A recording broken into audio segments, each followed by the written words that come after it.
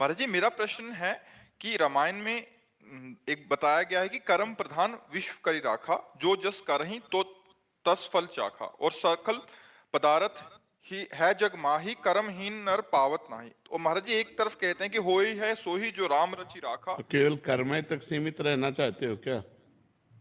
केवल कर्मय तक करना चाहते हो क्या?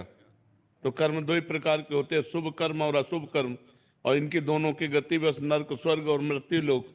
तो दुर्गति से बचोगे क्या कर्म करके?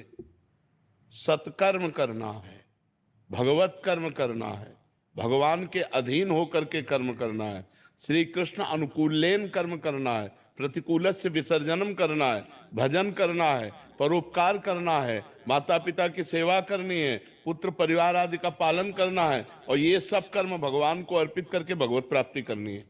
अगर भगवत प्राप्ति नहीं तो शुभ अशुभ कर्मों के पचड़े में तो पूरा संसार फंसा हुआ है। सब संसार कर्म कर रहा है, तुम ही थोड़ी कर्म कर रहे हो। बिना कर्म किए कोई एक क्षण भी नहीं रह सकता। तो सब कर्म कर रहे हैं, शुभ कर्म बन रहे हैं, अशुभ कर्म बन रहे हैं। शुभ का फल सुख मिल रहा है, अशुभ का फल दुख मिल रहा है। दुख सुख की इसी पचड़े में सब फंसे हुए हैं। तो को मानो दे इसी के लिए मिला है क्या? केवल कर्म करते हुए सुख और दुख का भोग करना, मानव देह का फल मिला है। सुख दुखे समय कृत्वा लाभा लाभो जया जयो।